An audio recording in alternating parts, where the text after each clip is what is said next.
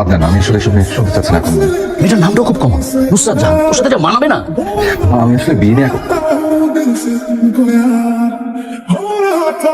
মামা কি কি নাম বললেন? নুসরাত জাহান।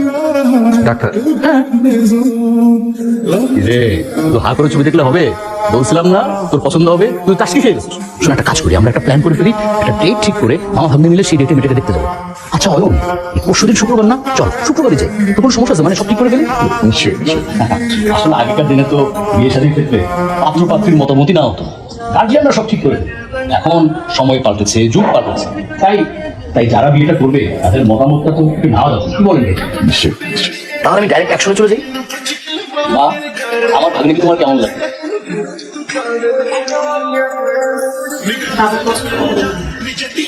হ্যাঁ, আমার দিক থেকেও কোনো রকম আপত্তি নেই। তবে ভালো প্রস্তাব, শুভ কাজ, যত তাড়াতাড়ি হয় ততটাই ভালো। কালকে কেন? আজকে হয়ে যাবে না? আমরা তো তৈরি, কি বলিস বাদে? আজকে হয়ে যাচ্ছে।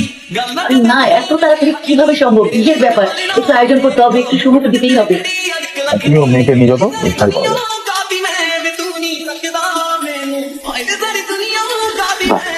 আমি তো অভিনয় করে তো বিয়ে হচ্ছে পছন্দের ছেলের সাথে, অথচ এমন ভাব করছে যেন বাবা সম্মতি সব আছে। বুঝলাম আমি।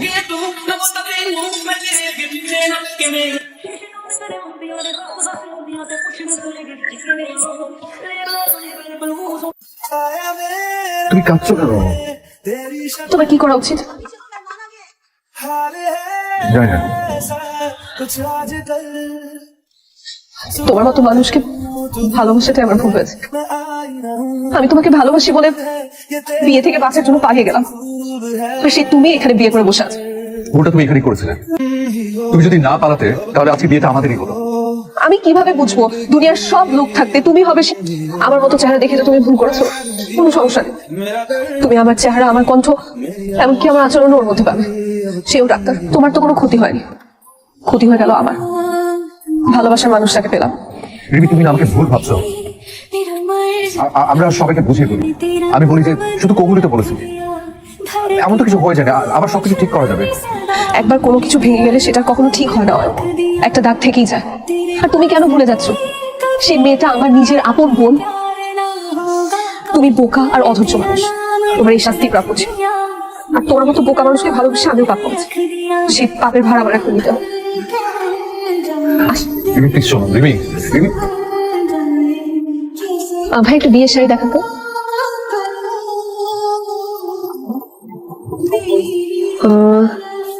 এটা একটু দেখি।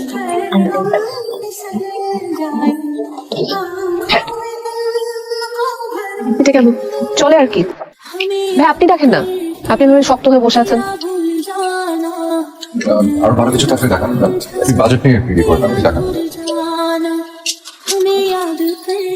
ঠিক আছে, তো আমার আসলে একটু কাজ ছিল, আমার একটু যাওয়া দরকার। লাঞ্চ টাইম হয়ে গেছে না? আমরা একটু সবাই মিলে লাঞ্চ করি।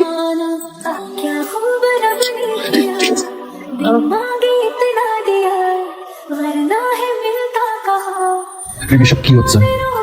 কি হচ্ছে মানে? তুমি বুঝতে পারছো যে আমি কি পরিমাণ কষ্ট পাচ্ছি? আর তুমি হাসি মুখে শাড়ি পছন্দ করতে চলে আসছো। কষ্ট কি আমি পাচ্ছি না? আমার চোখের সামনে আমার ভালোবাসা মানুষ অন্য একজনের হাত ধরে খুঁজছে ফিরছে। আমি আমি যে আমি আমি আমি যে কি করবো আমি না নিজে। কি করবেন মানে? বিয়ে তো করেই ফেলেছে, আর সবচেয়ে দামি শাড়িটাও পছন্দ করলেন। আপনার আগ্রহ কম না, যা কষ্ট পার আমি। মানে কি আছো মানে? আচ্ছা, আসল ঘরে মজা করতে হবে। এটাই পারি। আর বলুন দেখি প্রেমিক সাহেব প্রেমিকাকে চিনে কিনা। তাই প্রেমিকা নায়িকা শালিকা যাও কথা বলো। কিরে চিনে গেল তো? জিজ্ঞেস করিস তো কিভাবে চিনলো?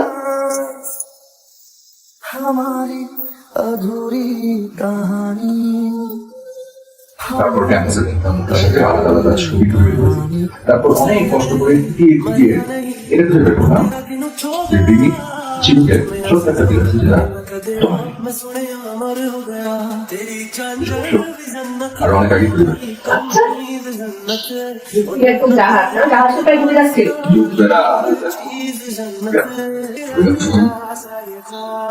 বের